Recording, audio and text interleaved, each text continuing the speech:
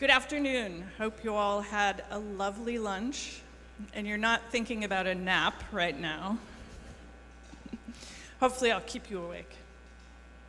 Being a designer, I have a lot of visuals, so I will try to keep you entertained with them. So I'm going to lead off this group. I am the eldest in the group, as Deborah said. We represent several generations. And I'm going to set the stage for design as a conversation, social design. And then you're going to hear from two amazing young people who are designers, and I applaud them. So let's start. So this is not my first visit to Taiwan. This is my second. I came in 2016 for Aging Week. And anyone in the audience at that event? Raise your hand. No, not very many. Yes, okay. Anyway, I was incredibly impressed in my first visit to Taiwan at the interest in aging, because where I come from in the US, I have to say it's not a burning platform. It's not a place where young people flock to be great designers. So I was very impressed by the number of young people at this event. A little less impressed, as Deborah said, by the fact that there weren't very many older people like me there. So you need to work on that. But it was great. And then there was this. So I was taken one evening to the arena downtown for seniors on Broadway, and I was blown away. It was an amazing event, and I was so inspired to think that, this is something that happens on an annual basis, and all of these people come together and entertain and get excited, and it was wonderful. So, when I spoke in 2016, I started out with this quote: "The best way to predict the future is to create it." And it's particularly relevant when you think about designing for aging, because all of you who are quite young in the room, think about it as you are designing for your future self, because this is a 100% market opportunity. You will all get old, I guarantee it. So, I always like to start with that. The other thing that I think is really important to ground yourself in is this idea of change. Social design is about using the design process to bring about social change. But change is hard. Everything we do in our lives that's around change is hard. And social change, also quite hard. How do you get people to do things differently, think differently, behave differently? This is definitely a challenge, but if you're a designer, you see it as an opportunity. The second thing is around social innovation. Innovation is a terribly overused word these days, but in this context, I really appreciate it, because it is about this idea of new strategies, new ideas, new organizations that extend and strengthen civil society. And back to my previous point, we are all going to get old. So this is something that society must see as an opportunity. So, how are we going to disrupt aging before it disrupts us? I have two thoughts, and then I'm going to give you some examples. I like telling stories, particularly other people's stories. So, we need to disrupt it. We need, number one, to change the conversation. The way we talk about aging has to change. It is not about you learn, you work, and you retire anymore. If we're going to live to 90 or 100 years old, that paradigm does not work. Will not work. So the way I like to think about it is once you're an adult, so once you're 20, is everyone in here at least 20? Yeah? Okay. Once you're an adult, you basically have 7 decades of adventure. And I like the word adventure because you never know what's going to come next. It could be good, it could be bad.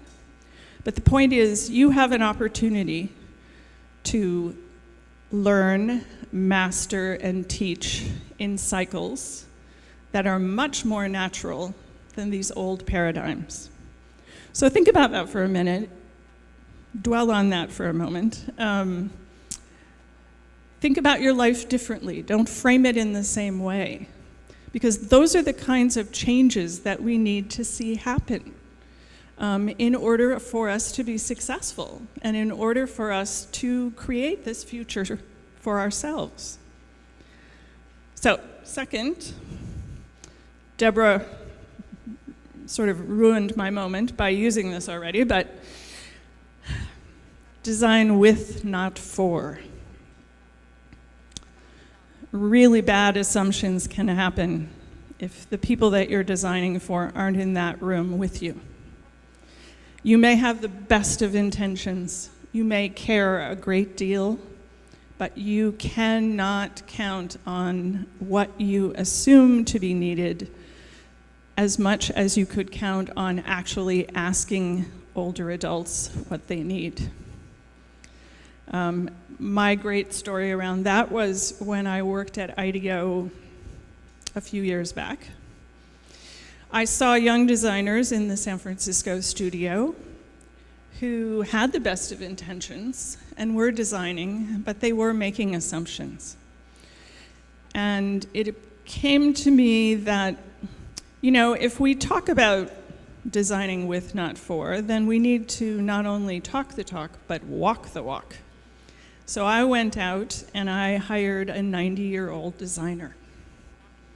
And I brought her to IDEO to help keep everyone honest, to help them understand that there was a resource and a real person in that room who could help them to design for an aging population.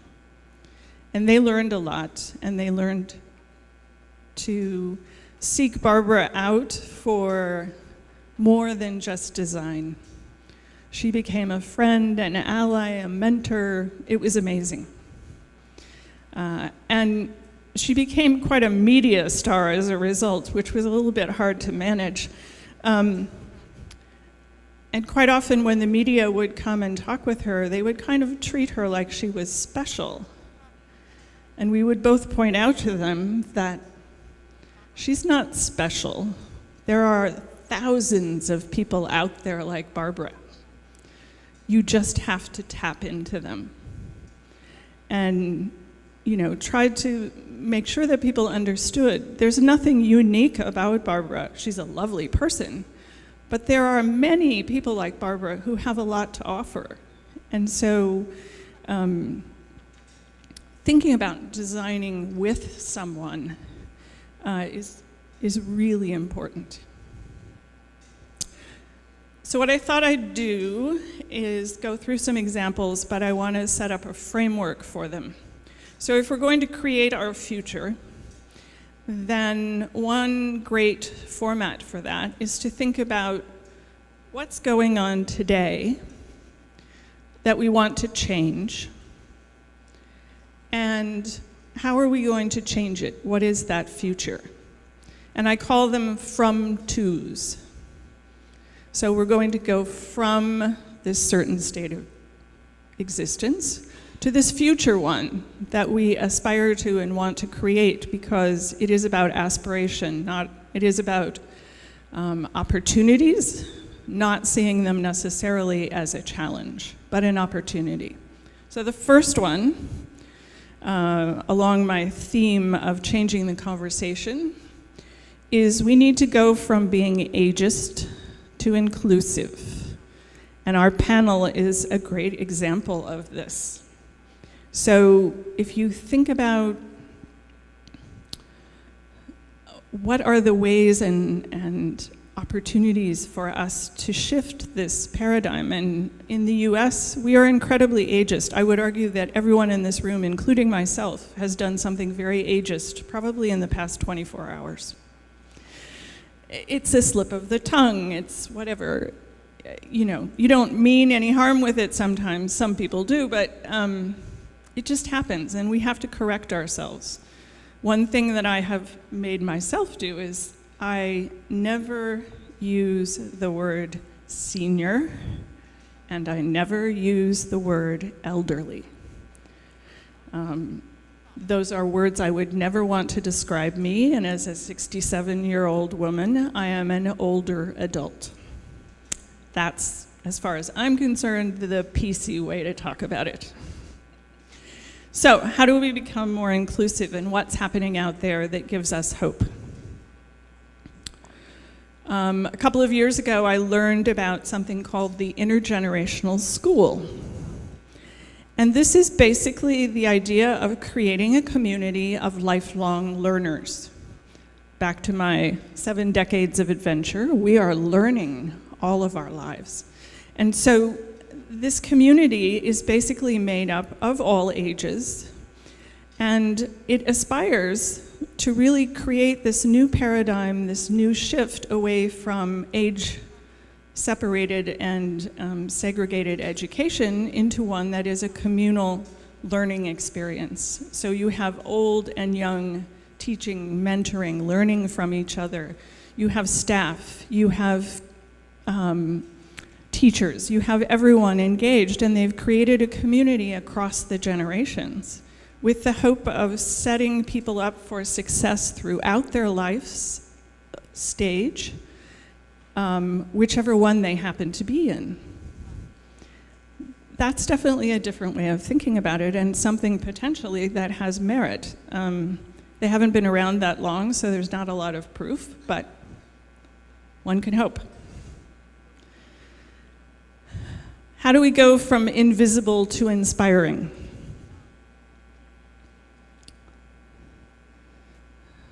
As an older woman, I have to say that I associate quite well with this one. I don't know if any of you have heard of the Red Hat Society. Don't know if there are any in Taiwan, actually. So the Red Hat Society started by one woman who got really frustrated with going to a restaurant or going out in public and being over the age of 50, and in the world's eyes, being invisible. She'd had enough. And she was inspired by a gift from a friend of a red hat and a poem. And I'm going to read you the line from the poem. "When I am an old woman, I shall wear purple with a red hat that doesn't go together and doesn't suit me." But the point was, it made her stand out. And so she created a revolution in terms of older women banding together, socializing together. There's no agenda other than social. Meeting up in restaurants and in places to be able to enjoy each other's company and not feel invisible anymore. So since this started, there are now 40,000 groups around the globe. It went viral, and it continues to grow and continues to be a source of incredible empowerment for women around the world.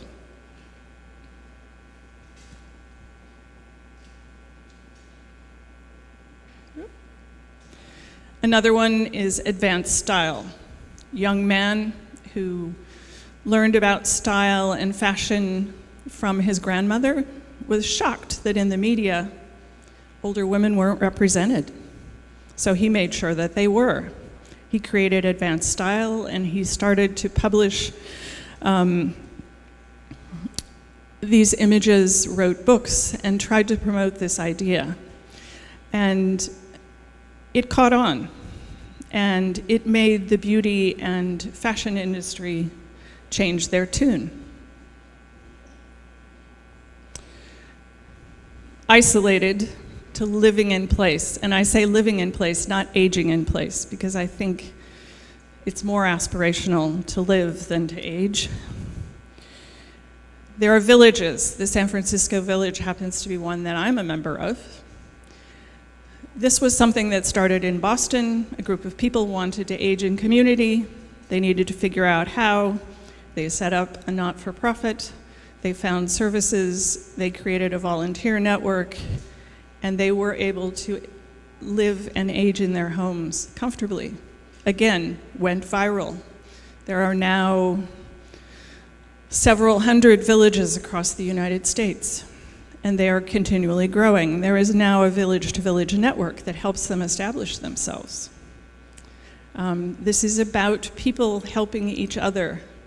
A volunteer network, a way to socialize and connect and be comfortable with the idea of transitioning through your life in your home. Another is Silver Nest. This is a home sharing, getting a roommate in a safe way for older adults. Also another example, At Home with Growing Older. This was started by an architect and a social worker. And the idea was to, again, create a forum for people to learn and discuss, both as individuals and practitioners, what it means to age and how to do it successfully together.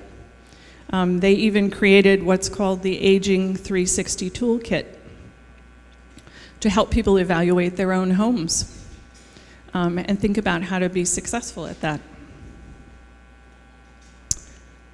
Retired versus purpose-driven. Encore.org is an organization that's been around in the US that is specifically to help people make that second or third act in their life, people at my age, to think about what they want to do next and how they can do it for the good of all. So you see a lot of social impact and